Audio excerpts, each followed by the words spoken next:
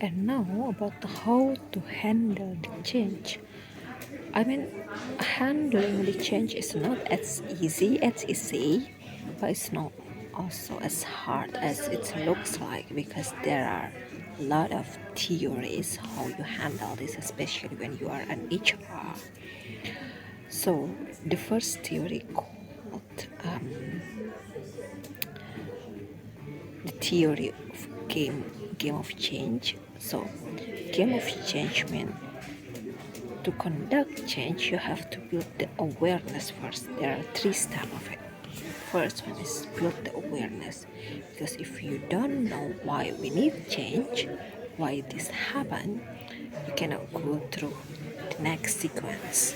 So the first one is aware that this change is needed in the organizations, and every single employees should understand and aware why it is important. And the second one is action. Aware without action is nothing.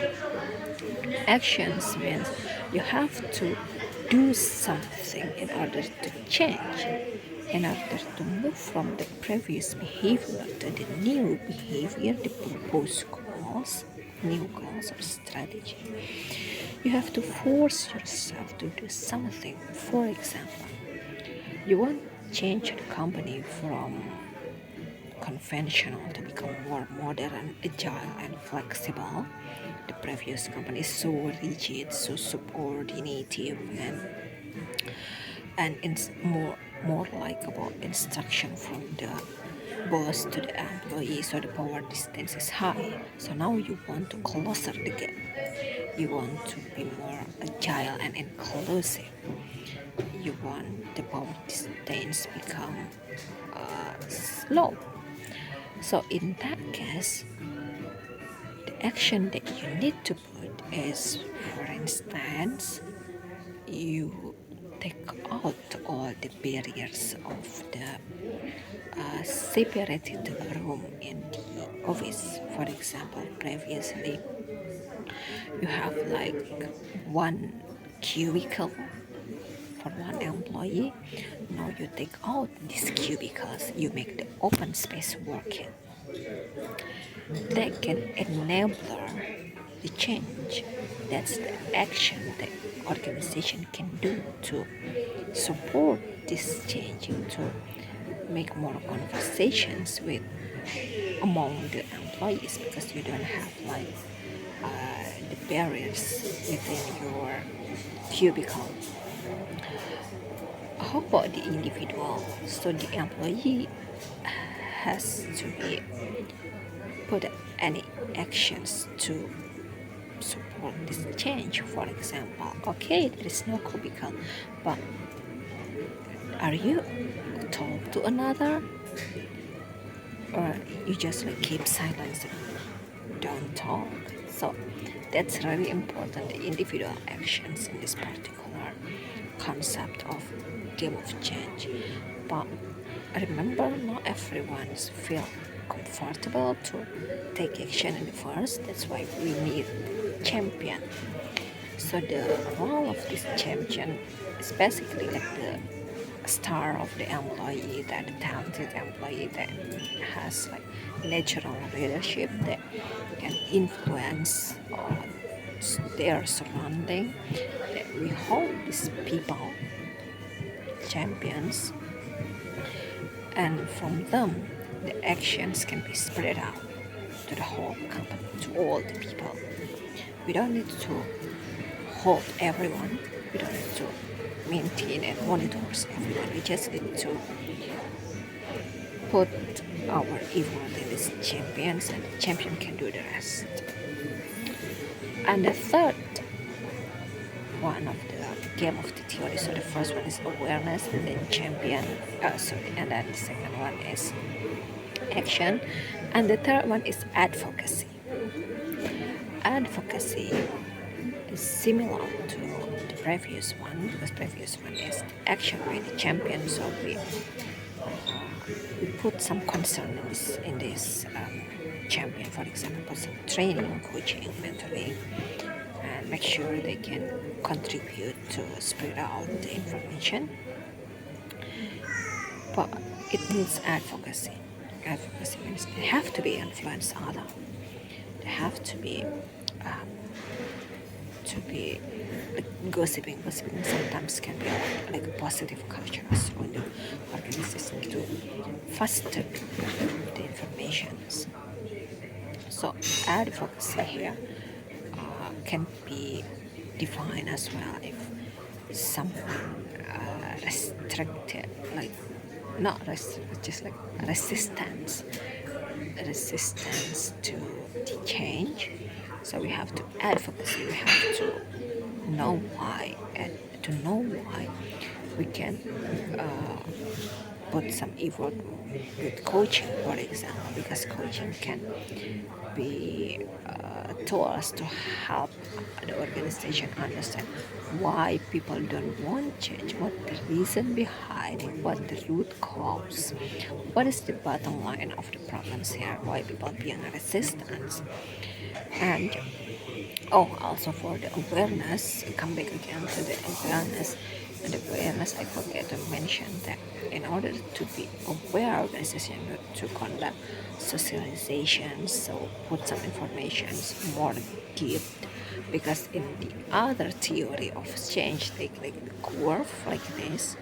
So the first one, there is change, there is always like lower performance and resistance from the people, and in this step the company should give a lot of information, in depth knowledge to the employee why this is important. So when the curve going down, the company should support the employee through coaching, for example, and also with the champion that I mentioned before. And then after supporting the employees, and the employees will figure out what kind of works should I need to be done differently from the previous one. When they understand what they should do differently, the curve will go up, and being consistent again, they commit with the change. So yeah, resistance is always there. Remember, in the theory of change, people will resistant at the first, but it's no longer resistant if we put some effort to scale up the curve. How if we don't do anything, just giving the change, giving information? Yeah, we need the change, but you don't do anything. Then the curve will slightly lower and lower. It's not coming up. The performance will not going up, and the theory of black box, the organization will not survive in the new change. No one thinks change is important. No one thinks they suitable to the change. They don't know how to do. They don't know what work they have to do differently, because they don't know. That's why figure out what to do differently through coaching is really important in organizational change, especially in the cultural change, because cultural change is something that you cannot see that it's change, because it's a culture. Culture is something that you can feel, but it's not tangible. You can feel, oh, the culture is really flexible and agile. How you define it? You define it by your experience. So to know the culture, you have to ask the people, because the culture comes from the people. It's not the place, not the, well, sometimes place can build the culture. Like I said, the cubicle, you take out the cubicle, that means like you enable the culture of openness. But most of the culture cannot be seen by your eye. You can only feel it if you were there. You experience how you interact with people, how you interact with others. Your emotions feels, and that's the culture. And then to change this, you cannot just instruct them to change.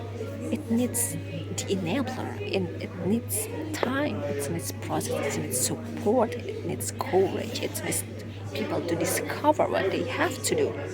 And one of the tools of HR that can support this is through coaching, because it's individuals. Individuals is unique.